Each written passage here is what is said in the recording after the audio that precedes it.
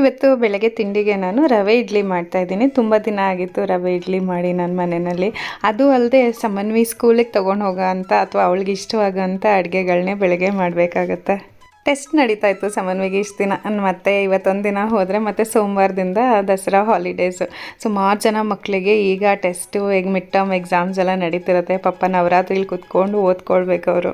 ಸ್ಕೂಲ್ನಲ್ಲಿ ನವರಾತ್ರಿ ಸೆಲೆಬ್ರೇಷನ್ ಇರೋ ಕಾರಣ ಟ್ರೆಡಿಷ್ನಲ್ ಡ್ರೆಸ್ಸಲ್ಲಿ ಬರಬೇಕು ಅಂತ ಹೇಳಿದರು. ಹಾಗಾಗಿ ಸಮನ್ವಿ ಸ್ಕೂಲ್ಗೆ ಹೋಗೋಕ್ಕೆ ರೆಡಿ ಆಗ್ತಾ ಇದ್ದಾಳೆ. ಪಾಪ ಸುಮಾರು ಮಕ್ಕಳಿಗೆ ದಸರಾ ಶುರು ಆದ್ರೇನು ಎಕ್ಸಾಮ್ಗಳು ಟೆಸ್ಟ್ಗಳು ನಡೀತಾನೆ ಇದೆ.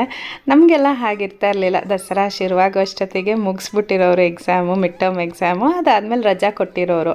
ಆ ರಜಾದಲ್ಲಿ ಟೆಸ್ಟ್ ಪೇಪರು ಅಥವಾ ಎಕ್ಸಾಮ್ ಪೇಪರ್ ಬರ್ಕೊಂಡು ಬನ್ನಿ ಅಂತ ಹೇಳಿರೋರು. ನಾವೆಲ್ಲ ಬೈಕೊಂಡೇ ಹೋಮ್ವರ್ಕ್ ಮಾಡ್ತಾಯಿದ್ವಿ. ರಜಾ ಅಂತ ಹೇಳಿಬಿಟ್ಟು ಹೋಮ್ವರ್ಕ್ ಕೊಡ್ತಾರೆ, ಎಷ್ಟೊಂದು ಎಕ್ಸಾಮ್ ಎಲ್ಲ ಆಯ್ತಲ್ಲ, ಮತ್ತೆ ಯಾಕೆ ಈ ಥರ ಎಲ್ಲ ಬರೆಯೋಕ್ಕೆ ಕೊಡ್ತಾರೆ ಅಂತ ಬೈಕೊಂಡು ಹೋಮ್ವರ್ಕ್ ಮುಗಿಸ್ತಿದ್ವಿ.